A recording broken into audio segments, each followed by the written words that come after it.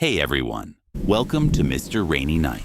Before we dive in, drop a comment and let me know where in the world you're tuning in from. And if you're enjoying the story, don't forget to like and subscribe. All right, get comfy, relax, and let's begin. I moved into my grandfather's old house 2 weeks after he passed. It wasn't sudden. He'd been in hospice care for months, but it still hit hard. My mom couldn't bear to sell the place, so she offered it to me. It was a quiet, creaky 2-story house in rural Pennsylvania, surrounded by pine trees and silence. I was 22, fresh out of college, and the rent-free situation felt like a lucky break. The house smelled like old wood and time. Nothing had been changed since my grandfather's day. His furniture was still where he'd left it. The living room had the same dusty recliner, the hallway the same faded carpet. My bedroom was the only one I touched. Repainted it, changed the sheets, the desk, everything. Except for the wardrobe. That damn wardrobe. It was massive. An antique armoire, carved from dark oak, with 2 heavy doors and ornate patterns etched along the top like twisting vines. My mom insisted it was worth a lot. Part of the house, she said. Too big to move, too heavy to care about. So I left it. It stood in the corner, opposite the bed, staring at me like a silent guardian. The first night I slept there, I woke up around 3 o'clock a.m. Not from a nightmare or a sound, but from a feeling. The kind of feeling that presses down on your chest, tells you you're not alone. I sat up, squinting into the dark. The wardrobe door was open, not wide open, just ajar, maybe 5 inches. I didn't remember leaving it that way. I always shut it tight. Those creaky doors didn't close on their own. I chalked it up to the floor being uneven. Old house problems. I got up, shut it, and went back to sleep. The next night, it happened again. Door open, just a little. It was 2:47 a.m. I checked the floor, made sure it was level under the wardrobe's legs. Nothing. This time, I jammed a folded sock between the doors to keep them shut. A makeshift wedge. Night 3, sock on the floor, door open wider than before. Now I was spooked. I checked for drafts, tested for vibrations, even pushed the wardrobe to see if it was unstable. Nothing. Solid as a tank. I started leaving the hallway light on, door cracked just enough to let it spill in. I kept telling myself it was nothing. Maybe just the house settling, maybe the doors weren't aligned properly. But deep down, I knew something was off. I started sleeping with my feet pulled up, blanket up to my neck, like I was 10 again. And then, on the 5th night, I heard it. A slow, faint scrape, like wood dragging on wood. My heart froze. It came from the wardrobe. Not outside, not the walls, from inside. I didn't move. I didn't breathe. I just stared at that carved door and told myself I was imagining it. But I wasn't. I didn't sleep that night. I stayed curled in bed, eyes locked on the wardrobe, every creak of the house making me flinch. The scraping didn't come again, but the silence was worse. I don't know how long I lay there, but when morning finally came, I stumbled out of the room, barely able to think. I tried to be logical. Maybe a raccoon or something got in through the crawl space. Maybe there was a draft after all, even if I couldn't feel it. I opened the wardrobe slowly, half expecting something to leap out. But it was empty, just my coats and an old blanket I'd stuffed in the corner. I even knocked on the back wall, checked for loose panels or hidden compartments. Nothing. I considered moving the wardrobe out of the room, but it was too heavy. No way I could lift it alone, and I wasn't about to call a friend and say, "Hey, help me move this because I think it's haunted." That night, I kept a flashlight by the bed. I tried to stay awake, but sometime around 2:30 a.m., I drifted off, and I woke up to the sound of breathing. It wasn't mine. It was slow, controlled, like someone trying not to make a sound. My heart pounded as I reached for the flashlight. I clicked it on and aimed it straight at the wardrobe. The door was wide open. Inside, the coats were swaying slightly, as if someone had just brushed past them. I stood up, shaking. "Who's there?" I asked, my voice breaking. No answer, just silence. I crept toward the wardrobe, 1 foot at a time, flashlight shaking in my hand. When I reached it, I grabbed a coat hanger and jabbed it into the clothes. Nothing. I pulled them aside. Still nothing. But then, I saw something at the bottom. A grocery bag. One I hadn't put there. It was tucked into the corner beneath the coats. I bent down and pulled it out, opening it slowly with one hand while the flashlight stayed aimed. Inside were crumpled food wrappers, a dirty sock, and a small half-empty bottle of water. Someone had been living in there. My stomach turned. I backed away, slamming the wardrobe doors shut. I was about to run and call the cops when I heard it. A footstep, not in the hallway, in my room. I spun around and saw him, a man, filthy and wild-eyed, crawling out from behind the wardrobe. I didn't scream. I couldn't. My body locked in place as he stood up, stared at me, and bolted toward the door. I chased him, yelling, but he was fast, barefoot, and silent. By the time I hit the stairs, the front door was already swinging open. He disappeared into the dark, gone without a trace. I called the police. They searched the house, took my statement, and dusted for prints. The officers said it looked like he'd been staying in the crawl space above the closet and climbing down through the back panel. He must have been slipping in at night, hiding when I came in, living in my house the whole time. They never found him. But that wasn't the worst part. The worst part came the next morning. I didn't sleep the rest of that night. I sat in the living room with every light on, gripping the fireplace poker like it was a weapon. My mind raced, going over every sound I'd dismissed, every creak and whisper I thought was the old house settling. He'd been here, not for a night, not for a week, probably since the day I moved in. The police left around 5 a.m. They said they'd keep patrol cars nearby for the next few days, just in case. One officer offered to help me move the wardrobe, but I said no. I wanted it gone, not just moved. He laughed, said they'd be back with more help later. I went back upstairs after sunrise, heart still thudding. I didn't want to look at the wardrobe again, but I had to.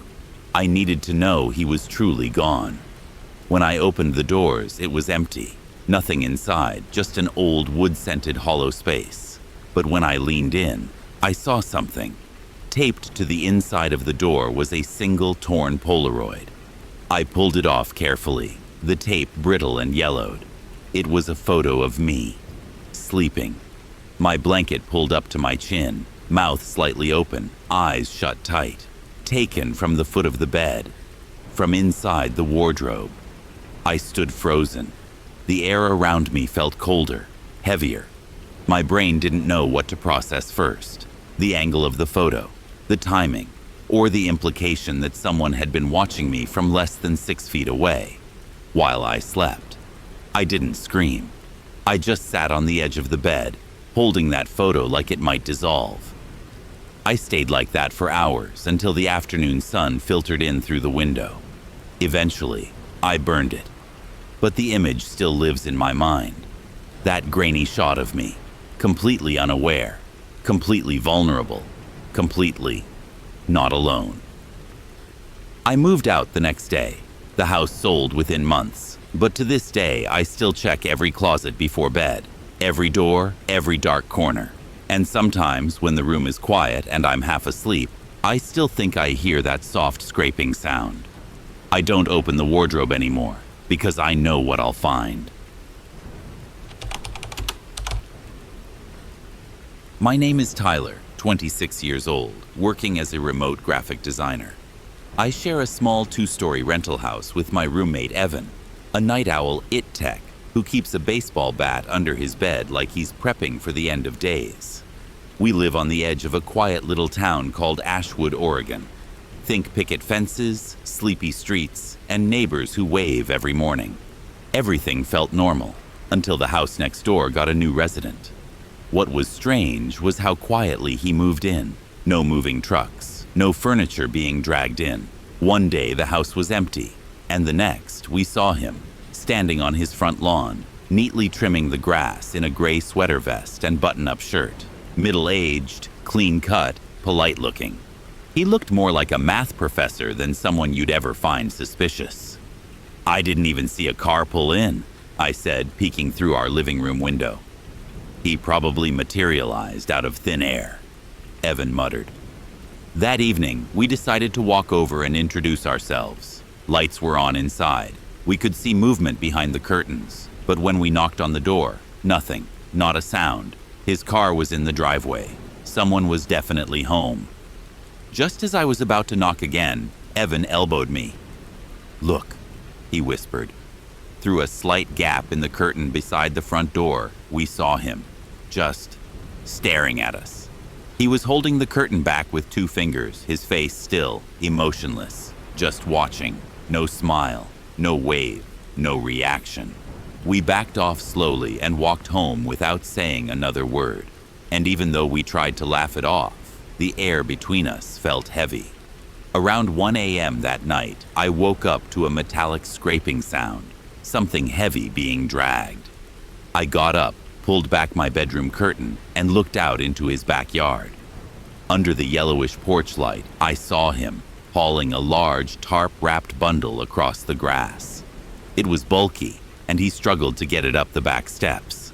I couldn't tell what it was, but it wasn't something you move at 1 in the morning. I stepped into Evan's room. He was already awake, staring through his own window. "You seeing this too?" he asked, gripping that damn bat like it was a rifle. "Yeah," I said. "What the hell is he doing?" We didn't call the cops, not yet. Maybe we should have, but we were still convincing ourselves there was a logical explanation, that he was just eccentric. But starting that night, the sounds didn't stop. Scraping, thumping, footsteps on damp grass in the middle of the night. And every time, that house next door seemed darker than the last time we looked at it. It was 3 days later when things escalated. Evan and I were both home, each of us holed up in our rooms with headphones on. I was halfway through editing a client's project when I felt something. A vibration. Not like an earthquake, but a deep rhythmic thud coming from the walls. Then I noticed the sound. Faint, muffled, like a scream, caught inside a thick wall. I pulled off my headphones. There it was again. I rushed to Evan's door and knocked. He opened it instantly, his face already pale. "Did you hear that?" I asked. He didn't answer, just pointed to his window. I followed his gaze. Our neighbor, Mr. Denton, was in his backyard again. But this time, he wasn't alone. He was dragging something, or someone, toward the back of his house. It wasn't in a tarp like before. It was moving, kicking, and screaming. We couldn't hear it clearly, but we could see the struggle. My stomach dropped. Evan and I locked eyes. No more doubts, no more excuses. He picked up his phone and called 911. As he was talking to the dispatcher, we heard something downstairs. A click, then another, like someone had just stepped inside. We both froze. Our back window. We'd left it open. It had a busted lock we always meant to fix. I grabbed Evan by the sleeve and pulled him toward his room.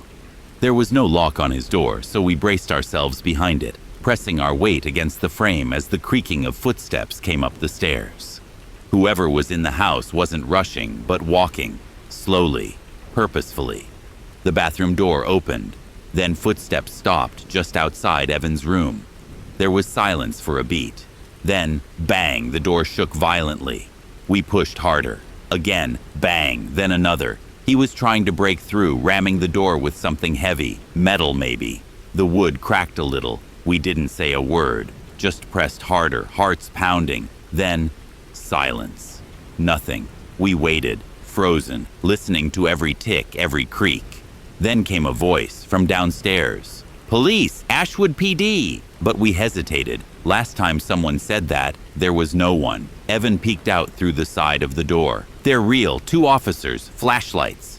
We burst out of the room and ran downstairs. Except, when we got there, we didn't see any cops in the entryway. Instead, I saw a figure crouched behind our dining room table. "Run!" I shouted. The man lunged. Evan and I turned on instinct and sprinted back up the stairs, this time ducking into the bathroom, the only room in the house with a real lock. We slammed the door and turned the deadbolt. Bang, bang, bang. He was after us again. But then, just like before, it stopped. And once again, that same voice echoed through the house. Police! Hands where I can see them. This time, it was real. We heard shouting, heavy boots, the rattle of something metallic hitting the floor. A knife, maybe. Then, you two upstairs. Come out slowly. He's in custody. Evan and I stepped out, trembling. At the bottom of the stairs were two officers, guns drawn. Mr. Denton was on the floor, face down, cuffed, breathing heavily through clenched teeth. Mr. Denton didn't say a word as they dragged him out, just stared at us with this blank, unnerving calm, like none of this surprised him, like we'd simply interrupted something he had planned to finish later. I remember his eyes most, not wide with fear or wild with rage, just empty. As one of the officers walked him to the squad car, the other turned to us. "We need to search his property immediately," he said. "You mentioned screams?" We nodded, still catching our breath. "There was someone," I said. "He dragged someone into the house earlier. She was alive." They called for backup. Within minutes, 2 more police cars rolled up and lit the street with red and blue. Neighbors were starting to come out, confused, curious. I didn't care. All I wanted to know was what the hell had been happening next door. About 10 minutes later, we heard the front door of Mr. Denton's house creak open. The officers moved inside with flashlights and weapons drawn. We could see the beams of light sweeping through windows. Then one of them called out, sharp and urgent. "Got someone! Basement! She's alive! Need medics!" I felt my knees go weak. A few minutes after that, they brought her out. A woman, maybe in her 30s, barefoot, bruised, crying uncontrollably. She looked like she hadn't seen sunlight in weeks. She kept mumbling something we couldn't make out. Evan and I just stood there in shock. But it wasn't over yet. When they searched the basement fully, they found something else. Something wrapped in thick black plastic, buried beneath a layer of loose concrete. The officers wouldn't let us see it, but we overheard one of them whisper to the other, "Body's decomposed, female, been here a while." Everything after that became a blur. Questions, statements, news vans showing up. The woman they rescued refused to say much, only that she'd been taken weeks ago. She'd woken up in that basement, tied up, locked in. Apparently, Denton wasn't his real name. The man had no ID, no family records. They believed he'd moved from state to state under aliases, always quiet, always alone. We never learned who the body belonged to. No missing person in the area matched her description, but we knew this much. If we hadn't called that night, there would have been 2 bodies down there. Evan moved out a month later, said he couldn't sleep in that house anymore. I stuck around long enough to finish the lease, but I never stayed another night alone. Every creak in the walls made me flinch. Every knock on the door made my chest tighten. The house next door stayed empty for a while. Then they put it up for rent again. Someone new moved in last spring. He waves when he sees me, smiles, looks totally normal. But now I always check the basement windows, just in case.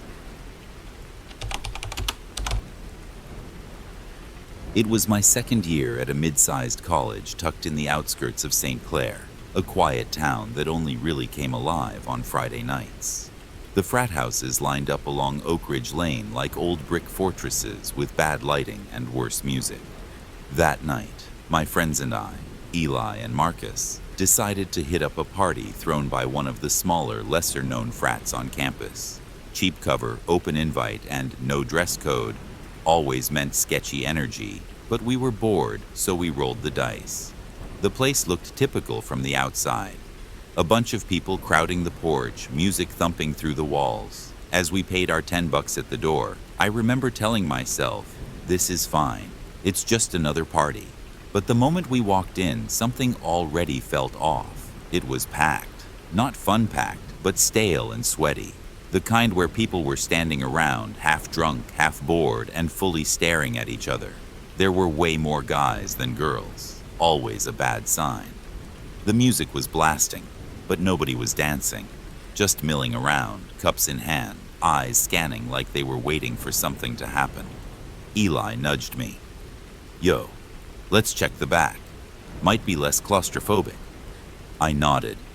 There was a side hallway leading to the back of the house. I spotted a couple of dudes heading that way too, guys I didn't recognize. They weren't dressed like students, older maybe. One of them had a thick neck tattoo curling up behind his ear and a shaved head that glinted under the hallway bulb. The other wore a ragged flannel and walked like he owned the place. Still, I didn't think much of it. I figured they were just townies crashing the party, which happened more than anyone wanted to admit. When we got outside, I was actually kind of relieved. The backyard was empty, quiet. A fire pit smoldered low in the middle of the yard, and the night air was crisp. I took a deep breath. That's when I saw them again, the two guys. They were already sitting near the fire pit, smoking in silence. No drinks, no laughter, just watching the flames like they were thinking about burning the whole house down. As I turned to head back in, one of them looked up. "Hey man, come chill," he said, waving a hand lazily. I hesitated. My brain said no thanks, but something made me nod politely and walk over. Maybe it was pride. Maybe it was the pressure to not look scared. I sat on a log across from them, feeling suddenly very out of place. They didn't introduce themselves, didn't ask my name, just stared through the haze of cigarette smoke, barely blinking. "Cool fire," I mumbled, trying to ease the silence. Nothing. Then the one with the neck tattoo said, in a slow, flat voice, "Where you from?" I answered cautiously. "Just a student. Live in the dorms." He nodded, took a drag of his cigarette, and exhaled through his nose. The other one hadn't stopped watching me. His eyes were glassy, unreadable. "Got anything on you?" the tattooed guy asked. "What do you mean?" I replied. He leaned forward, elbows on knees. "Like cash, anything worth holding on to." His tone was calm, almost friendly, but I knew right then I'd just made a very bad decision. I let out a nervous laugh, trying to play dumb. "Nah, man, just here for the party. Got maybe $5 and a half-warm beer back inside." The guy with the neck tattoo didn't laugh. The other one finally spoke. "That's a nice wallet," he said, pointing to my back pocket. It wasn't. It was a beat-up leather thing I'd bought at a gas station, but I didn't correct him. I just stayed still. The tattooed guy stood up slowly, flicking his cigarette into the fire. "You know, sometimes it's better to share before someone asks twice." The second guy rose too, taking a step to his right. That's when I realized it. They were flanking me, one in front, one behind. My seat on the log suddenly felt like a trap, like I'd walked into a corner without walls. I stood up, keeping my hands visible. "Hey, no problem, man. You want my wallet? Take it." I reached back, pulled it out, and held it toward the tattooed guy. He smirked, but didn't take it. Instead, he looked at the other one and gave a nod. Then I heard it. Click. A sound I'd only heard in movies, but recognized instantly. A blade. My pulse spiked. I stepped back instinctively, still holding the wallet out, but my eyes darted toward the house, the back door, only 15 feet away. The guy behind me said, flat and slow, "Shirt too." "What?" "Take off your shirt." And that was it. My gut screamed run. I bolted. Didn't think, didn't speak. I just turned and sprinted full speed toward the door, hearing sudden scuffling behind me, footsteps in the dirt, quick, angry. I don't know if they chased me more than a step or two. I didn't look back. I crashed through the back door, down the hallway, and into the noisy, crowded chaos of the party. No one even noticed me at first, until I found Marcus and Eli near the front. "Dude, what the hell?" Eli asked. "We need to go, now," I panted. "I'll explain later." People stared as we pushed past them and out the front door. My chest was pounding, ears ringing. We walked fast down the street, not saying a word. I kept glancing over my shoulder. My mind kept replaying the knife sound, the dead stares, the way they moved. Not angry, not loud, just deliberate. Then I saw them. We'd barely made it a block before I turned around again, just to be sure. And there they were. The two men were walking behind us, maybe 50 feet back. Not running, just walking, but with that same quiet intensity that made my skin crawl. They didn't speak, didn't yell, just kept walking, eyes fixed on us. "Don't panic," I muttered. "Just keep walking, fast but not obvious." Eli caught on quickly, but Marcus turned to look. "Holy sh! Don't run yet," I hissed. "Not until we're close to campus." But they weren't slowing down. The three of us picked up pace. Our footsteps echoed too loud on the sidewalk. The street was dead quiet. No cars, no students, just the sound of our feet and theirs behind us. Then we passed under a streetlight. I looked back again. They had stopped, just standing there, staring. One of them stepped into the glow of the light, and I saw the glint of something metallic in his hand. It was small, maybe a blade, maybe not. But I wasn't taking chances. "Run!" I snapped. We broke into a sprint. I could hear them behind us now, chasing. This time, for real. Our dorm building was still 3 blocks away. My lungs burned, my legs screamed. But adrenaline's a hell of a thing when you think you're running for your life. We didn't stop until we hit campus. Once we crossed the security gate, we slowed, panting, glancing around wildly. No one behind us. They were gone. Back in the dorm, we locked the door and collapsed onto the floor. None of us spoke for a long time. My hands were still shaking when I called the non-emergency police line. I reported the address, the party, and what happened. They said they'd send a car. I never found out what the cops did, whether they checked the house or if anyone got caught. I didn't really care. I just wanted to get as far away from that night as possible. I've always thought working night shifts would be peaceful. Quiet halls, no crowds, and time to think. And for the most part, it was. I worked security at Rivergate Mall, a mid-sized shopping center tucked in a sleepy part of Indiana. My job was simple. Patrol the main walkways, check the emergency exits, and log any weird activity in the overnight report. 90% of the time, nothing happened. The other 10%? Well, that's why I'm telling you this story. It started on a Wednesday, around 2:45 a.m. during my usual circuit. I was coming up the West Corridor, the side with smaller boutiques, closed up tight and silent as the grave. My flashlight flickered a bit, so I gave it a quick smack, then paused when I noticed something odd. One of the store lights was on. It was a women's fashion store called Lila's Closet, tucked between a jewelry shop and an organic tea stand. The place should have been locked down like the rest, but the overhead lights were glowing warm yellow, illuminating mannequins in floral dresses behind the glass. I frowned and approached slowly. Maybe the timer glitched. Maybe maintenance had been in earlier and forgot. But as I got closer, I noticed the strangest thing.